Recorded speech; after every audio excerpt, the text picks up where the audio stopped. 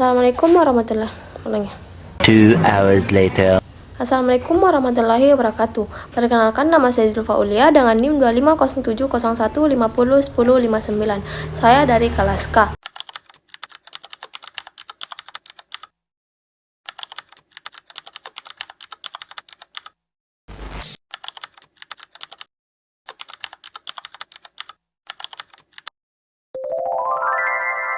Nah, harapan saya dari pembuatan video ini adalah agar saya dapat memahami diri saya lebih dalam serta melihat bagaimana teori-teori perkembangan benar-benar terlihat dalam perjalanan hidup saya. Jadi pada masa kehamilan, ibu saya itu sering mengalami mual dan muntah, terutama pada awal kehamilannya. Kesehatan ibu saya secara keseluruhan itu baik karena ibu saya menjaga asupan nutrisi dengan rutin mengonsumsi susu dan sayur-sayuran sebagai sumber gizi utama. Saya lahir tanggal 6 Juni 2007 melalui proses persalinan normal. Saat lahir berat badan saya itu 3,5 kg dan panjang saya itu sekitar 40 cm. Jadi menurut cerita ibu saya itu proses kelahiran saya itu berjalan lancar dan saya lahir dalam keadaan sehat. Alhamdulillah. Jika dikaitkan dengan teori perkembangan, masa prenatal saya dipengaruhi oleh faktor-faktor dalam sistem mikrosistem Bronfenbrenner, yaitu kesehatan dan nutrisi ibu. Selanjutnya, menurut Santrock dan Papalia, nutrisi yang baik selama kehamilan seperti sayur, ikan, dan protein berperan penting dalam membentuk otak dan organ tubuh. Selanjutnya ini memasuki masa bayi yang dimana perkembangan fisik dan motorik saya itu berlangsung cukup baik. Pada usia 11 bulan saya sudah mulai merangkak dan saya mulai bisa berjalan sendiri itu saat saya berusia umur 1 tahun. Nah, dari cerita orang tua saya itu termasuk bayi yang aktif dan mudah beradaptasi dengan lingkungan sekitar. Jadi perkembangan bahasa saya itu juga terbilang cepat. Kata pertama yang saya ucapkan itu mama, dan sejak saat itu ibu saya bilang kalau saya itu sudah bisa menirukan suara atau kata-kata sederhana yang saya dengar dari orang-orang sekitar saya. Secara sosial emosional, saya ini merupakan bayi yang sangat dekat dengan ibu saya. Nah, saya merasa nyaman dan tenang ketika saya berada di dekat ibu saya, dan biasanya saya akan mencari ibu saya kalau saya merasa takut, lelah, dan membutuhkan kenyamanan. Nah, kedekatan ini tuh menjadi salah satu ciri kuat perkembangan sosial saya pada masa awal. Menurut Piaget, pada fase sensori motor, bayi belajar melalui gerakan dan eksplorasi. Perkembangan saya yang mulai merangkak kemudian berjalan itu sesuai dengan tahapan ini. Nah, kedekatan saya dengan ibu juga itu menggambarkan secure attachment, yang dimana menurut Bowlby dan Ainsworth, secure attachment itu terlihat ketika bayi merasa aman bersama figur utama dan menggunakan ibu sebagai sumber kenyamanan. Baik, jadi pada usia 2 hingga 4 tahun, saya ini mulai bersekolah di playgroup, yang dimana saya mulai mengenal kegiatan belajar pertama saya seperti bermain warna, bernyanyi, dan berinteraksi dengan teman sebaya. Nah, pada masa ini menjadi awal saya mengenali lingkungan di luar rumah dan belajar tentang aturan sederhana. Terus saya TK itu pada usia 5 hingga 6 tahun. Nah, yang dimana saya juga ini sudah menunjukkan rasa ingin tahu yang sangat besar, dan saya juga sudah mulai selalu bertanya-tanya tentang hal-hal kecil yang ada di sekitar saya. Baik, jadi secara motorik halus saya itu sudah mampu menggambar bentuk sederhana, dan saya sudah mampu memegang pensil, dan juga saya juga sudah mampu menggunting kertas. Terus secara sosial saya ini punya hubungan yang lebih dekat dengan teman sebaya saya saat di TK.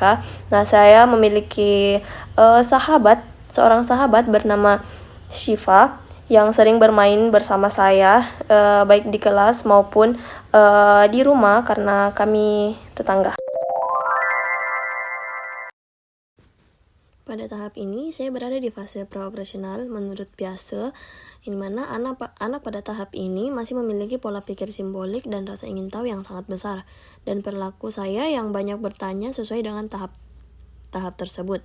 Nah, menurut Vygotsky, perkembangan saya di TK terjadi melalui scaffolding, yaitu bimbingan dari guru dan orang dewasa. Dalam teori psikososial Erikson, saya berada pada tahap initiatif versus guilt dan rasa ingin tahu serta keberanian saya bertanya menunjukkan berkembangnya inisiatif. Dari sisi moral, saya berada pada tahap prakonvensional menurut Colbert, yaitu mulai memahami aturan dari guru dan orang tua. Baik, jadi memasuki masa SD, saya ini semakin mandiri, bahkan saya pulang dan pergi sekolah pun itu sendiri. Terus kemampuan membaca saya juga ini semakin lancar dan saya mulai ikut berbagai kegiatan sekolah. Terus secara sosial, saya ini mulai belajar bekerja sama dengan teman-teman saya, dengan teman-teman sekelas saya, baik saat tugas kelompok maupun kegiatan kelas yang lainnya. Pada masa ini, saya memasuki tahap operasional konkret menurut Piaget. Anak sudah dapat berpikir lebih logis pada hal-hal nyata, dan hal ini terlihat dari kemampuan saya membaca lebih lancar serta mengikuti instruksi di sekolah. Nah, selanjutnya menurut Erikson, saya berada pada tahap industri versus inferiority, yang dimana anak mulai membangun kemampuan dan rasa percaya diri melalui tugas-tugas sekolah. Perkembangan sosial saya yang mulai bisa bekerja sama dengan teman juga menunjukkan kemampuan memahami aturan, empati, dan kerja kelompok. Baik, selanjutnya refleksi. Jadi dari perjalanan perkembangan saya ini belajar bahwa setiap tahap memiliki tantangan dan pencapaiannya sendiri. Saya menyadari bahwa lingkungan keluarga, pola asuh, dan pengalaman masa kecil saya itu sangat membentuk kepribadian saya saat ini. Teori yang paling bermakna bagi saya adalah teori Erikson, karena saya bisa melihat dengan jelas bagaimana setiap tahap psikososial mempengaruhi rasa percaya diri, hubungan sosial, dan keputusan yang saya ambil sampai sekarang. A few moments later. Nah, saya ingin mengucapkan terima kasih kepada keluarga saya yang telah berbagi cerita dan membantu saya memahami perjalanan hidup saya dari awal.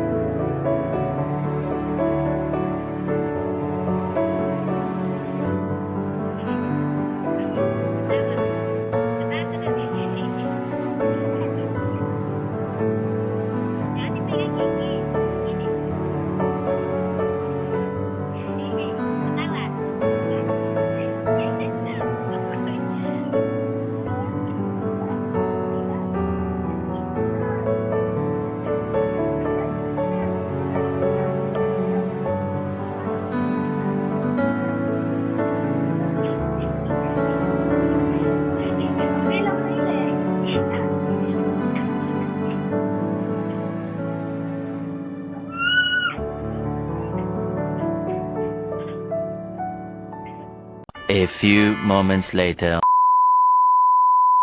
Baik, jadi sekian dari video perkembangan saya. Semoga bermanfaat. Terima kasih sudah menonton. Assalamualaikum warahmatullahi wabarakatuh.